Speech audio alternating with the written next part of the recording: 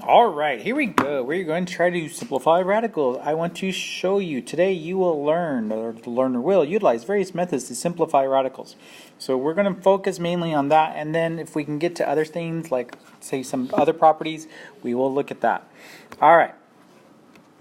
So why am I calling this a radical rather than say a square root? Well, because first off, and what we see as a square root symbol, that is called a radical.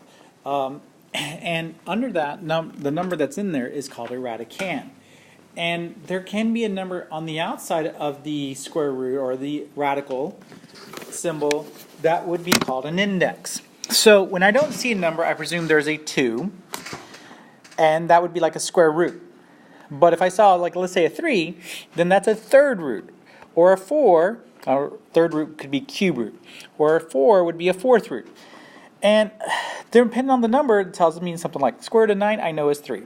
Square root of 27, guess what? Is also 3. Square root of 81, or I'm sorry, not square root, cube root of 27, fourth root of 81, they're all 3.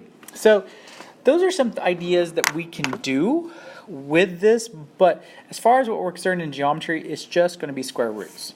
So we want to focus on square roots, and there are two methods. There's the factor tree method, which focuses on pairs and trying to get things down to prime numbers, and the perfect square method, which wants the highest perfect square.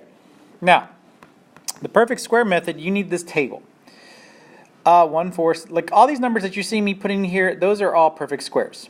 So if I take the square root of each of those, you get these numbers, like 1 through 1, 2, 3, 4, 5, 6, and that's my perfect square. That is actually it all the way through 625. When you see those numbers, you would need those for the perfect squares. And I will get to those in a minute and how you can find those a little bit easier. Okay, so I'm going to start off though with the factor tree method, which works on pairs and tries to work things down to prime numbers, such as 2, 3, 5, 7, 11, 13. So if it's not a prime number, you want to keep breaking it down till you're down to nothing but prime numbers.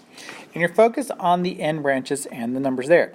So if you look at like number 2, which is square root of 36, this is in your note sheet.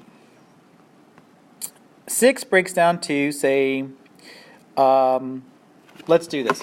Let's say, you could have said, there's lots of different ways that we could get 36, but let's say you got 9 and 4. Okay, 9 breaks up to 3 and 3, 4 breaks up to 2 and 2. Notice those are still, because these numbers could still be broken down. Now I'm done. Those are prime numbers. I can't go any further. I'm going to worry only about the numbers under the line. And so this one right here, I see I have a pair of 3s and a pair of 2s. Pair of 3s, pair of 2s.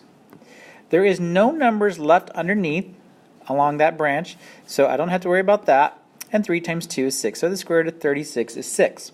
Now, look, I could have also done it this way. That said, let's say I had done 12 and 3. Or let's do this. This is different than what anybody else had done. Okay, 2 and 18. Okay, because I know it's divisible by 2. And then you say, oh, that's 2 and 9. And that's 3 and 3. And it looks a little funkier, but guess what? You're still looking here. Pair of 2s, pair of 3s. That would give you this to get you 6. Okay, so what happens if I get something like 360? Well, I would want to break that up easier, so I would say, like, say 36 and 10, because any number that ends in a 0 can be divided by 10. 10 would be 2 and 5, but 36 could be, let's say, 12 and 3, so you're trying a different route. 4 and 3, and I get 2 and 2. So I would combine all of this together. Notice how I drew the lines around. I don't care about any of these other numbers. I've used them. That's what these numbers below them are. And then, let's see, I see a pair of 2s and a pair of 3s.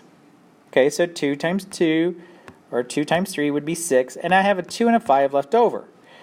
Okay, so that would give me 10. So I notice I multiplied the numbers that were left on the outside and the numbers that had to stay under the radical symbol. And that would be the method there. I'm going to do these two problems, and then I'm going to show you how to do them on the factor tree method, and then I'm going to do the perfect square method. Okay, so 80 would be 8 and 10, and then 2 and 5. 8 is 4 and 2, and that 4 can be broken up to 2 and 2. So again, notice how I draw my line around. I see a pair of 2s, pair of 2s, 2, pair of 2s. So 2 and 2. with a 5 left over. And 2 times 2 is 4, so this would be 4 square root of 5. Okay, 252, get 2 and 126. Then you get maybe 2 and 63. Like you could divide it. If it's big numbers, you may want, if you know it's even, it's divisible by 2. If it ends in a 5, it's divisible by 5. If the numbers add up to 3, or a number divisible by 3, then it's divisible by 3. Like 63 is 6 times 6 plus 3 is 9. 9 is divisible by 3. So I know 63 is divisible by 3. So I could have done this one as, like, say, 3 and 21. And then I get 3 and 7. And see here, you can see you've got a pair of 2s, pair of 3s. That would give you 2 and 3 with a 7 left over. This would be 6 square root of 7. Okay, and that would be that. Okay, so how do I use the perfect square method? The perfect square method says that we need to go back and look at that chart, and you need to know these perfect squares. You need to have that in front of you. And you're basically dividing these numbers into the number that's under the square root. So, for example, here, like if I were to say 360 divided by, and let's say out of those perfect squares, 169. Type that in the calculator, it would give me like a decimal answer, a fraction. So that doesn't work. Okay, 144. That doesn't work. Okay, 121. Like you're working through that list, and again, they don't work. Oh, the eraser's not working until you get down to 36. When you get down to 36, you get 10. So there's your 2 square roots, and then you can look in there according to your chart. Square root of 36 is 6. And there is no square root of 10, and there you go. So notice how that works. Let's go back here a second. Okay, so here were these two numbers that we did earlier. But now if I do them with the perfect square method, I would find out that 80 is divisible by 16. And when I divide 80 by 16, I get 5. And the square root of 16 is 4. So this one is 4 square root of 5. 252, I could divide, and I would get... I would go through quite a few numbers, but I finally get down to 36, and I would get an answer of 7. And I could get 6 square root of 7. Now, you can use the calculator to do this. What I do is I create a graphing page.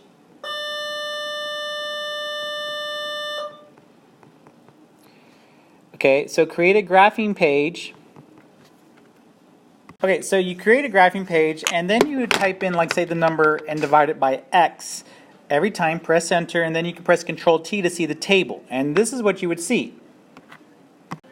And so I get a picture like this, and you see, like, okay, see that 7 and 36, or see that 36? That's a perfect square. If you had gone from, like, 1, 2, 3, you get, like, all these numbers here are not perfect squares, or they're decimals. You're looking for one of those perfect squares that's on that table that you should have written down. And so the 36 goes into that 7 times. So notice how I wrote those 2 and got 6 square root of 7 because I know the square root of 36 is 6. And again, that's from that table. Boom, boom, boom, boom. That one. Okay? So fairly easy, right? I knew. Yay, sir. Okay, I got it. All right. So that's it for the perfect square method. Keep in mind, if you're multiplying radicals, then all you simply got to do is, like, you could say, okay, yes, I can say this is 6 times 12, which is 72. And then do your factor tree, do your perfect square method, whatever. And say get... Oh, I went too far. Okay, pair of 2s, pair of 3s. So this one ended up being 6 square root of 2. Or... if you were doing this one, you don't necessarily have to. If you want to, you can keep these together, 6 and 12, and break these up. That's 2 and 3, 2 and 4, 2 and 2. And notice again, you still have 2 and 6. Wow, I'm bad. Shame on me. Okay, so 2 and 6, sorry, and then 2 and 3. And then again, you still have a pair of 2s, pair of 3s, so with a 2 left over, so that still gives you 6 square root of 2. So that's some ways you can do those. And if you have a number in front, again, keep in mind, like here, and I'll just go back to this a little bit.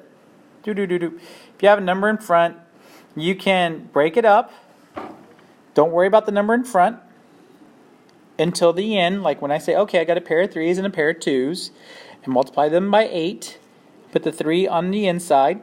That's left over, and 48 squared root of 3. So like you ignore any numbers that are in front until you see them on the, until you've got other numbers to join it out there. Okay. I will give you another one with division, how to simplify radicals and dividing shortly. But that is it for now. Thank you so much for your time, and y'all take care.